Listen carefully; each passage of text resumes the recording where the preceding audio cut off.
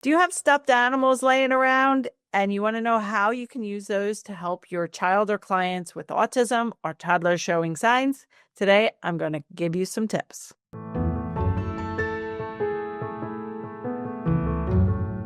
Hi there, I'm Dr. Mary Barbera, and I have been in the autism world for over 2 decades. First, as a confused and overwhelmed mom when my son Lucas started showing signs of autism, and then as a behavior analyst, online course creator, best-selling author, and blogger. So today's video blog is using stuffed animals. So I actually did a high-touch coaching in-person day with a little girl and her family recently, and I packed up a suitcase. So I just did a series of little ways you could use the toys that I brought to the in-person day. But two of the toys I brought were this big elephant and this little elephant.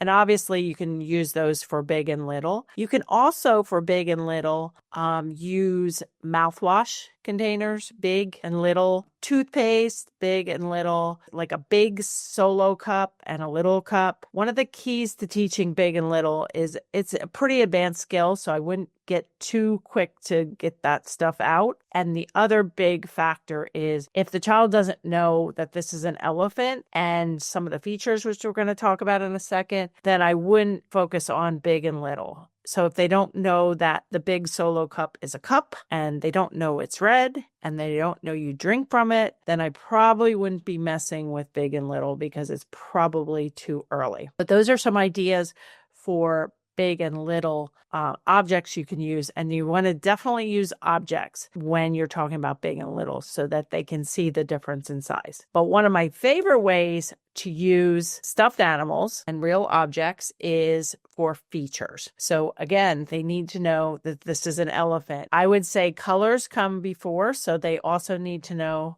this is blue. And then we do features. So we probably would do ears because other things have ears. Lots of things have ears. We have ears. Potato Head has ears. Other stuffed animals has ears. And I would do ears and a tail again because other stuffed animals also have tails. Real animals, if they have a pet, pictures of animals. But the advantage of using a real stuffed animal when you're talking about a tail versus a picture of a dog with a teeny little tail where you're pointing, what's this part called, is very difficult to see where your finger's going. The other nice thing is we can use receptive to tact transfers. So we can say, touch the tail, and then the child touches the tail. Right, what's this part called? Tail. So how I would do this is, what's the whole thing called? Elephant. And I would probe to see if the child knows it as an expressive answer or a tact. What's this part called? Instead of saying what's this, because what's this or what's the whole thing,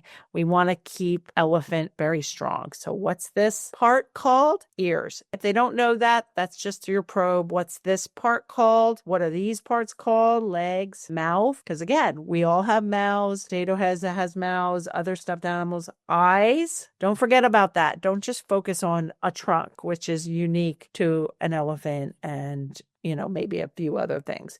So say they don't know trunk, then we're going to maybe say, touch the trunk. What's this called? What's this part called? Trunk. Right. What's the whole thing? Elephant. What are these? Ears. Good. Can we touch our ears? So you can see how we can make it playful, fun, if it's time for a part program. Because like I said, there's a whole lot children need to learn before they're ready for parts and before they're ready for big and little. To find out more details about my unique child-friendly ABA-BB approach, check out a free workshop. We have one for parents and we have one for professionals. So check out all the details below and attend a free 1-hour workshop. We also, for professionals, have one free CEU and contact hour for both behavioral professionals and early intervention professionals if you attend and stay till the end. So it's a great way to earn a credit and learn some strategies to improve your practice. Check out all the details below. We have